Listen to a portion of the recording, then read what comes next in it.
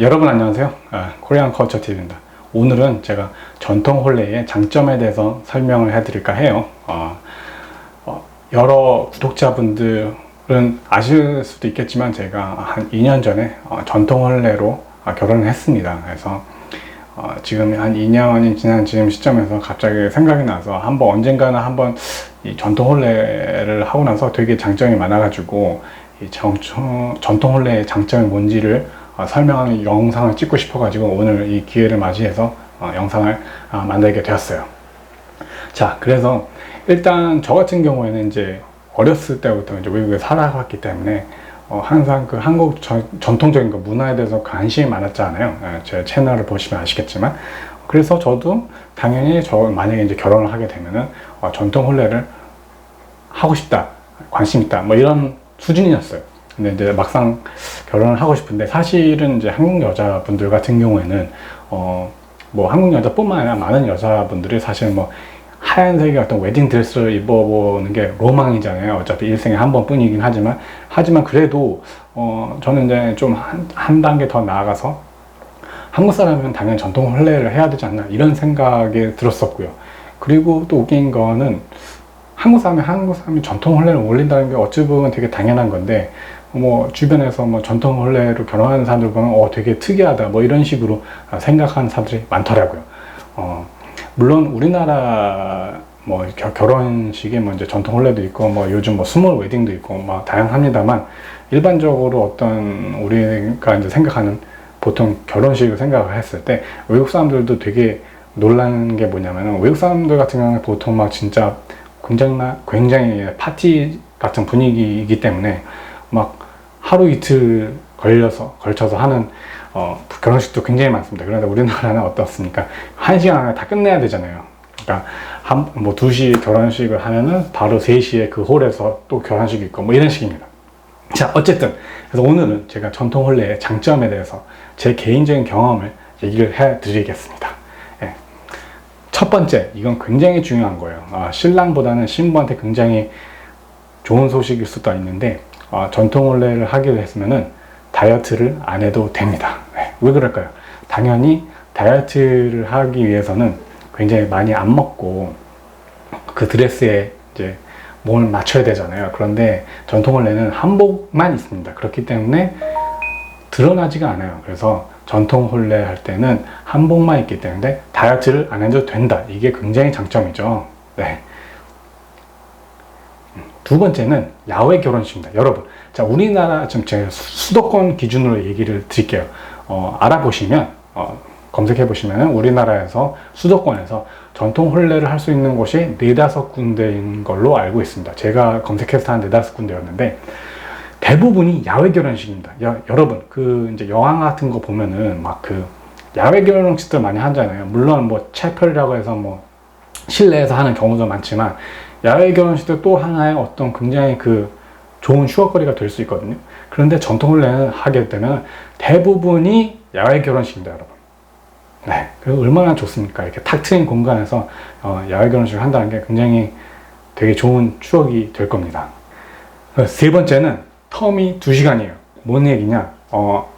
어찌됐든 전통 혼례를 하는 사람이 많지 않기 때문에 운이 좋으면 그날 혼자서 예식을 할 수도 있고, 또 아무리 많이 있어도 한번 결혼을 하고 나서 2시간 후에 또 다른 결혼식이 있습니다. 물론 전통 혼례 같은 경우는 그 홀만 쓰기 때문에 그런 거일 수도 있겠지만, 아무래도 보통 결혼식보다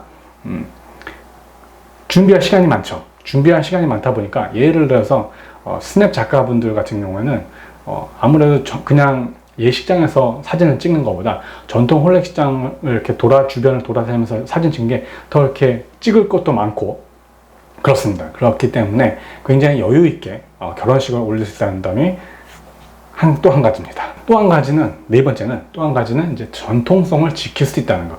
여러분, 아까도 제가 말씀드렸지만 한국 사람들이 한국식인 전통 결혼 혼례를 한다는 게 굉장히 의아하게 생각하는 사람들이 많더라고요. 근데 전혀 그럴 필요가 없다는 거죠. 네. 그것이 이제 네 번째 이유가 될 수 있고, 그 다음에 5번째는 폐배 하시는 분들 같은 경우에는 한복을 안 해도 된다는 거죠. 그러니까 결혼을 하고 나서 이제 폐백을 하시는 분들은 이제 한복으로 갈아입어야 되는데 그게 굉장히 시간이 오래 걸리거든요. 한복 입는 게 그냥 입는 게 아니에요. 뭐 이렇게 머리도 해야 되고. 그런데 폐백을 하시는 분들은 전통 혼례 할 때는 한복을 안 해도 된다는 거예요. 그냥 입은 그 상태로 가서 폐백을 진행하면 된다는 거. 그게 아주 좋은 장점인 것 같습니다. 저희 같은 경우는 간소화했기 때문에 폐백 같은 경우는 안 했어요. 그리고 무엇보다 그리고 여섯 번째는 잔치 같다는 겁니다. 무슨 얘기냐면 저 같은 경우는 이제 결혼을 했을 때 이게 이제 전통 혼례다 보니까는 요즘 많이 전통 혼례를 안 하니까 어떤 이렇게 공연장 같은 데서 하는 경우가 많잖아요. 이렇게 뭐 이렇게 작은 광장 같은 데서. 그래서 주변에 이제 뭐 이제 관광을 오신다든지 외국 사람들이나 뭐 전통 혼례 뭐 구경을 하시는 분들이 와서 그냥 구경을 하세요.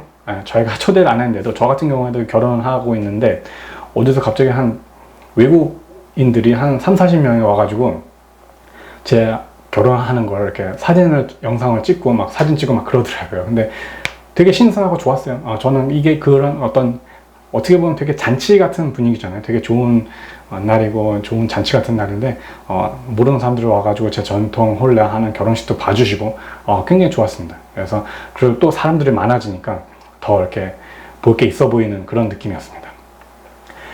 그리고 마지막으로 국악 공연을 들을 수 있겠는데요. 뭐냐면 이제 예를 들어서 일반 결혼식 같은 경우는 지인이 뭐 노래나 악기 연주를 잘하는 지인 친구분들이 이제 연주를 해주잖아요. 근데 전통 혼례 같은 경우에는